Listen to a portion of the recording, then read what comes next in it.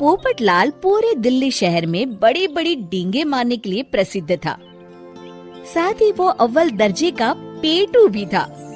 उसकी इस आदत के चलते कोई भी आदमी उसे अपने घर भोज पर नहीं बुलाता था। फिर एक दिन पोपटलाल अपनी बहन के घर जाता है जो दूसरे शहर में रहती थी। अरे पोपटलाल, बड़े दिनों के बाद तुझे मेरी याद आई।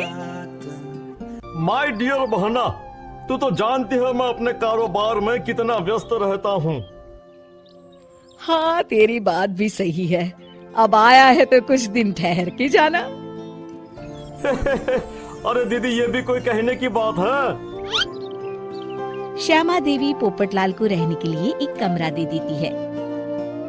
अगली सुबह पोपटलाल जोर जोर से गरारे करना शुरू कर देता है। नकुल की पत्नी नींद से जाग जाती है और घबराकर अपने पति नकुल को जगाती है। अरे उठिए, लगता है हमारे घर में कोई जानवर घुस आया है। कैसी अजीब अजीब आवाजें निकाल रहा है। मुझे तो बड़ा डर लग रहा है। अरे कोई जानवर नहीं है भाग्यवान, पोपटलाल मामा जी हैं, अपना गला साफ कर रहे हैं। इतनी सुबह सुबह? अभी तो सिर्फ 4 बजे हैं। मामा जी इसी तरह से जल्दी उठ जाते हैं। अच्छा, ठीक है।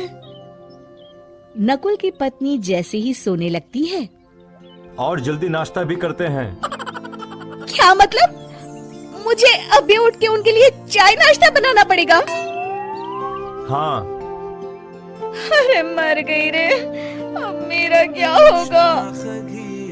फिर थोड़ी देर के बाद नकुल की पत्नी मामा जी के लिए चाय नाश्ता बनाने में जुट जाती है। अरे भाई वाह, बड़ी अच्छी खुशबू आ रही है। बहू, जो भी बना रही हो फटाफट ले आओ, जोरों की भूख लगी है। हाँ मामा जी, अभी लाती हूँ। देखते ही देखते पोपटलाल सारा नाश्ता चट कर जाता है। बहू, कल से पराठे में देसी घी ज्यादा डालना, आज कुछ मजा नहीं आया। हे भगवान, इसका नाम तो पेटू लाल होना चाहिए था। पूरे 10 लोगों का नाश्ता अकेले हजम करने के बाद भी इन्हें मजा नहीं आया। इस तरह रोज पोपटलाल सुबह सुबह घर के सभी लोगों को नींद से बेवक्त जगा देता था और हमेशा खाने की उल्टी सीधी फरमाइश करते रहता था। देखते ही देखते गुप्ता परिवार की दिनचर्या अस्त व्यस्त हो जाती है। अरे भाई, खाने का असली मजा तो इस घर में है। अरे माँ, ये पोपटलाल मामा यहाँ और कितने दिन रुकेंगे? ये अकेले इतना खाना खा जाते हैं कि आज राशन वाला मुझसे पूछ रहा था कि अरे भाई, क्या आप लोगों ने घर में हाथी पाल लिया है? अरे बेटा, अब घर के मेहमान को कोई सीधे मुंह कैसे निकाल सकता है? माँ जी, अब बर्दाश्त की इंतहा हो गई है। मैं अकेले इतना काम नहीं कर सकती। आखिर मैं भी इंसान हूँ। मैं कल ही अपने मायके चली जाऊंगी। अरे भाग्यवान, हम सबको मुसीबत में अकेला छोड़कर तुम कहाँ जा रही हो? जरा सब्र करो, मैं कुछ सोचता हूँ। अगले दिन एक डॉक्टर साहब उस घर में आते हैं। अरे नकुल बेटा, ये डॉक्टर यहाँ क्यों आया है? अरे मामा जी, माँ की तबीयत बहुत खराब है। तबीयत तो खराब होगी ही, तुम लोग उल्टा सीधा खाना जो खाते रहते हो।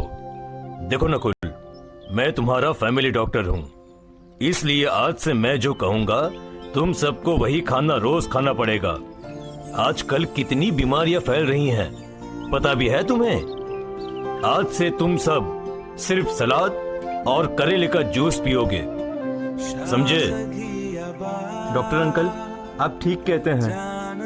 पोपटलाल घबरा के, अरे क्या खाक ठीक है? भांजे, ये डॉक्टर सीधे सीधे हमें घास फूस खाने के लिए कह रहा है।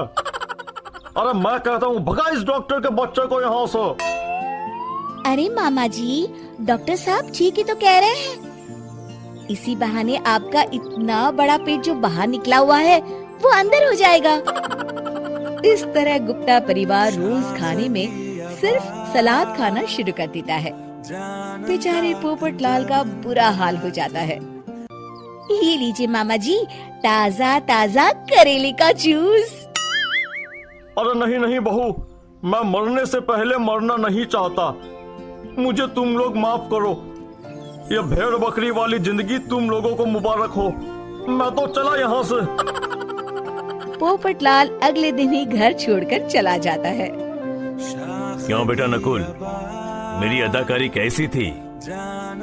मजा आ गया डॉक्टर। आपने तो बॉलीवुड के कलाकारों को भी मात कर दिया। आपको तो ऑस्कर मिलना चाहिए। बेटा ये थोड़ा ज्यादा हो गया।